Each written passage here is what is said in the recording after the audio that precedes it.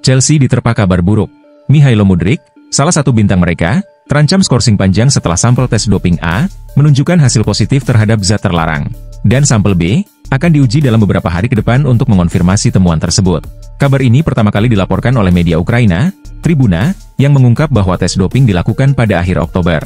Hasil dari sampel A, mengindikasikan adanya penggunaan zat terlarang oleh pemain berusia 23 tahun itu.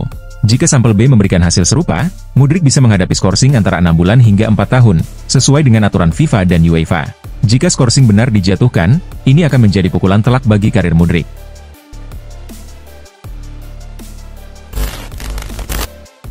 Di musim panas lalu, Chelsea meminjam Jadon Sancho dengan kewajiban pembelian permanen. Meski menghadapi persaingan ketat di posisi sayap, Sancho mulai membuktikan kontribusinya. Ia mencetak gol luar biasa dalam kemenangan dramatis melawan Tottenham, dan tampil impresif saat menghadapi Brentford. Mantan bek Chelsea, Glenn Johnson, meyakini bahwa transfer Sancho bisa menjadi salah satu langkah terbaik klub. Pindahnya Sancho dari Manchester United, tampak seperti kesepakatan yang sangat menguntungkan bagi Chelsea. Saat ini, 23 juta pound sterling untuk pemain seperti dia, terasa seperti memberikannya secara cuma-cuma, ujar Johnson kepada Betfred. Apa yang dia tunjukkan dalam beberapa minggu terakhir, adalah bukti dari kemampuan yang selalu kita tahu dia miliki.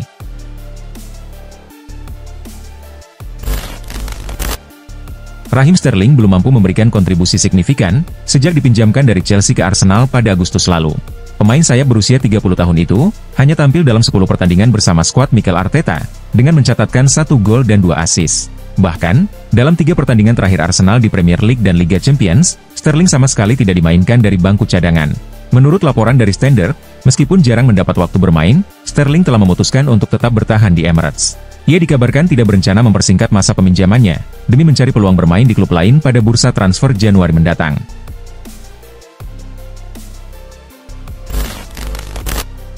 Inter meraih kemenangan besar atas Lazio, dalam lanjutan Liga Italia.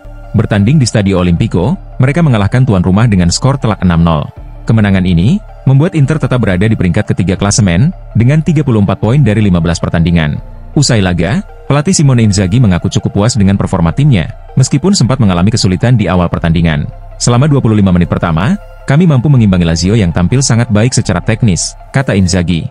Kami kemudian menunjukkan peningkatan signifikan secara teknik, dan berhasil mencetak gol. Mengamankan kemenangan melawan tim yang berkualitas, meski sedang dilanda cedera dan absennya beberapa pemain, itu luar biasa.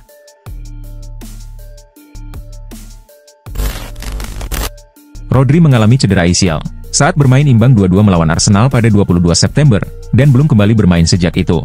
Cedera lutut serius yang dialaminya, awalnya diperkirakan akan membuat gelandang berusia 28 tahun tersebut absen hingga akhir musim. Namun, laporan terbaru menyebutkan bahwa Rodri menunjukkan kemajuan pesat dalam proses pemulihannya, dan berpotensi kembali lebih cepat dari yang diperkirakan. Menurut The Sun, pemenang Ballon d'Or ini bisa pulih 2 bulan lebih cepat dari jadwal semula, dan sudah mulai berlari di atas treadmill. Upaya Rodri untuk mempercepat pemulihannya, disebut mengesankan tim medis Manchester City, dengan harapan ia dapat kembali bermain di Premier League musim ini.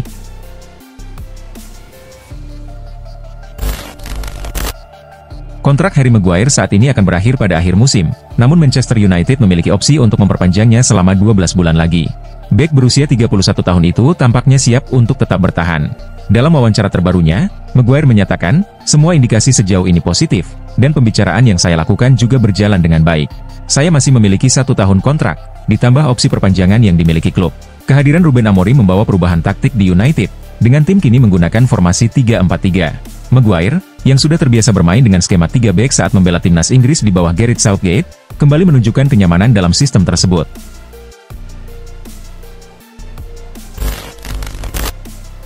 Ruben Amorim membuat keputusan besar, dengan mencoret 2 pemain bintang Manchester United, Marcus Rashford dan Alejandro Garnacho, dari skuad yang menghadapi Manchester City kemarin.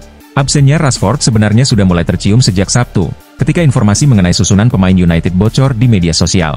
Di era Sir Alex Ferguson, kebocoran seperti ini biasanya diikuti dengan penyelidikan internal, dan hukuman berat bagi pelakunya.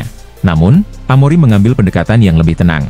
Ini memang bukan situasi ideal, tapi menurut saya, hampir mustahil untuk sepenuhnya mencegahnya, ujar Amorim.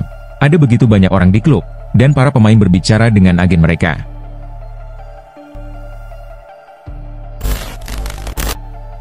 Manchester City sedang mengalami periode sulit dalam beberapa pekan terakhir, dengan Guardiola belum menemukan cara untuk mengembalikan timnya ke performa terbaik. Dalam kondisi seperti ini, Guardiola menghadapi tantangan besar untuk membangun ulang timnya. Proses ini tidak akan berjalan cepat, terutama karena rival-rivalnya terus memperkuat skuad mereka. Pembaruan ini mengharuskan Guardiola untuk melampaui perannya sebagai pelatih. Dengan dukungan finansial yang kuat dari City, peluang untuk membangun kembali tetap terbuka, tetapi mengembalikan tim ke performa puncak bisa menjadi salah satu tantangan terbesar dalam karirnya. Musim ini mungkin bukan lagi tentang mempertahankan gelar, melainkan bertahan hingga akhir kompetisi, dan menyiapkan fondasi kebangkitan di musim depan. Pada laga lanjutan Liga Spanyol kemarin, Barcelona harus menelan kekalahan 1-0 dari Leganes di kandang sendiri. Akibatnya, posisi Blaugrana di puncak klasemen La Liga langsung tergeser, dengan Atletico Madrid kini berhasil menyamai perolehan poin mereka. Dalam 6 pertandingan terakhir di Liga Spanyol, Barcelona hanya mampu meraih 5 poin, dan mengalami 3 kekalahan. Menurut laporan dari AS, rentetan hasil buruk ini mulai memengaruhi atmosfer ruang ganti tim. Pelatih Hansi Flick pun memutuskan untuk memberikan libur 2 hari kepada skuad Barcelona, agar mereka dapat memulihkan kondisi mental. Pelatih asal Jerman tersebut memang tidak terlihat di pinggir lapangan saat kekalahan dari Leganes terjadi. Namun, setelah pertandingan, ia berdiskusi dengan asistennya, dan menyimpulkan bahwa tim membutuhkan penyegaran mental.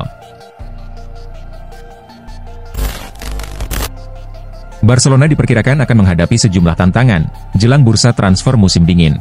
Klub Katalan tersebut masih kesulitan mendaftarkan pemain yang direkrut pada musim panas lalu, sehingga kemungkinan besar tidak akan melakukan perekrutan pemain baru.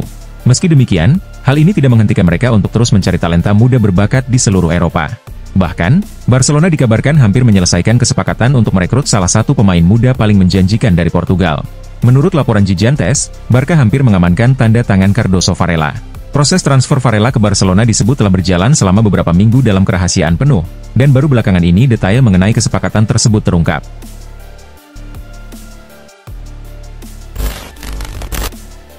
Gianni Reijnders sempat santer diberitakan akan meninggalkan AC Milan di akhir musim ini, meski kontraknya sebenarnya baru akan berakhir pada 2028. Hal ini disebabkan oleh ketertarikan sejumlah klub top Eropa terhadapnya. Reijnders menarik perhatian, karena penampilan impresifnya sejak bergabung dengan AC Milan dari AS Alkmaar pada musim panas 2023. Menyadari potensi kepergian sang pemain, AC Milan bergerak cepat dengan menawarkan perpanjangan kontrak hingga Juni 2029. Dalam proposal tersebut, Reijnders juga dijanjikan kenaikan gaji hingga 2 kali lipat dari pendapatannya saat ini. Menurut laporan Calcio Mercato, Reijnders dikabarkan telah setuju dengan tawaran tersebut.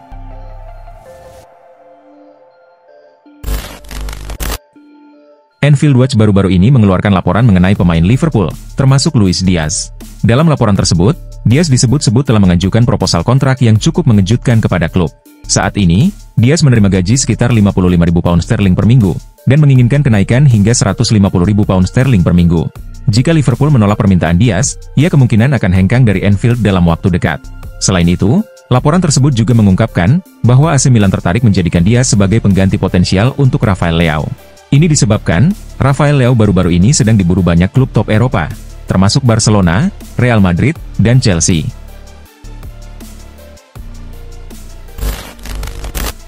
Florian Wirtz belakangan menjadi sorotan, karena dikabarkan menjadi incaran 2 klub besar Eropa, yaitu Real Madrid dan Manchester City. Namun menurut laporan Kicker, rencana kedua klub tersebut untuk merekrut Wirtz tampaknya akan gagal. Pasalnya, sang pemain dikabarkan telah menyetujui perpanjangan kontrak baru dengan klubnya. Dalam laporan itu, keyakinan bahwa kesepakatan telah tercapai disebutkan berulang kali. Meski durasi kontraknya tidak diungkapkan secara spesifik, Kicker menyebutkan bahwa Wirtz telah memperpanjang masa baktinya setidaknya untuk 1 musim lagi. Gelandang berbakat ini juga dilaporkan telah menyepakati gaji tahunan baru, yang menjadikannya pemain dengan bayaran tertinggi di Leverkusen.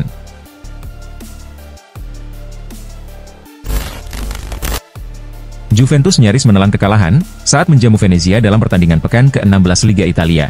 Beruntung, Bianconeri berhasil mengamankan hasil imbang 2-2, berkat gol Vlahovic di masa injury time. Namun, usai pertandingan, Vlahovic terlibat insiden dengan sejumlah supporter di tribun Allianz Stadium. Menurut laporan Gazzetta dello Sport, supporter di Kurva Sud melontarkan hinaan dan ancaman pembunuhan kepada pemain asal Serbia tersebut, yang diduga menjadi penyebab reaksi emosionalnya. Calcio Mercato mengungkapkan bahwa insiden ini tengah diselidiki oleh pihak kepolisian. Dengan rekaman CCTV stadion, digunakan untuk mengidentifikasi para pelaku.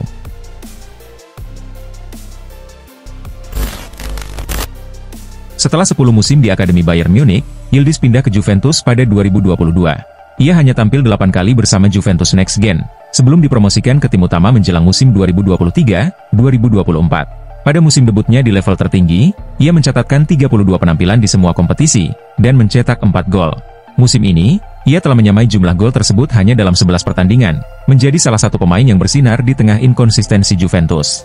Menurut Yildiz, Juventus adalah surga bagi pemain muda.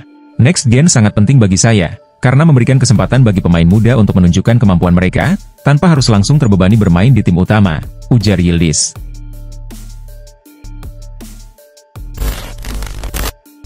Kolo Muani mencuri perhatian, berkat catatan 23 golnya bersama Eintracht Frankfurt pada musim 2022-2023. Menyadari potensinya, Frankfurt segera menjualnya ke PSG dengan harga 75 juta euro.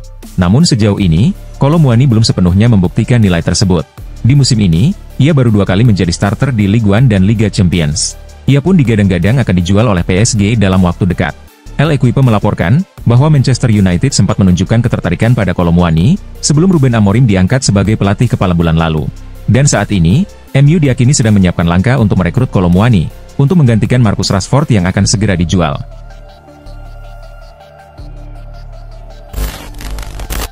Carlo Ancelotti sukses meraih penghargaan The Best FIFA Men's Coach 2024, berkat prestasinya membawa Real Madrid meraih sejumlah trofi musim lalu. Penghargaan ini menjadi yang pertama bagi Ancelotti sepanjang karirnya. Pelatih asal Italia tersebut menjalani musim yang luar biasa bersama Los Blancos. Ancelotti menerima penghargaan tersebut di Aspire Academy, setelah unggul dengan 26 poin dalam proses pemungutan suara, mengalahkan Xabi Alonso 22 poin, Luis de la Fuente 11 poin, Pep Guardiola 10 poin, dan Lionel Scaloni 4 poin.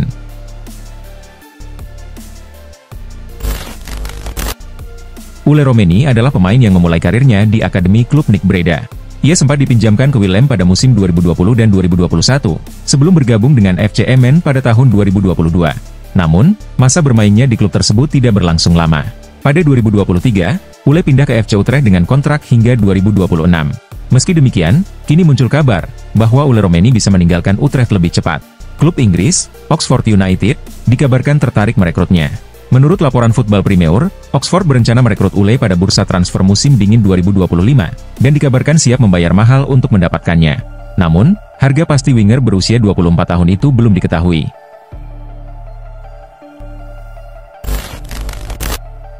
Winger Real Madrid, Vinicius Junior, berhasil meraih penghargaan The Best FIFA Men's Player 2024, hanya 2 bulan setelah mengalami kekecewaan akibat gagal memenangkan Ballon d'Or. Penghargaan ini menjadi pengakuan atas performa gemilang bintang asal Brasil tersebut sepanjang musim bersama Los Blancos. Dalam ajang ini, Vinicius berhasil mengungguli sejumlah pemain hebat, termasuk rekan setimnya di Madrid, seperti Jude Bellingham, Dani Carvajal, Federico Valverde, dan Toni Kroos. Ia juga mengalahkan nama-nama besar lainnya, seperti Lionel Messi, Rodri, Erling Haaland, Kylian Mbappe, Florian Wirtz, dan Lamine Yamal. Rodri, yang sebelumnya meraih Ballon d'Or, harus puas menempati posisi kedua.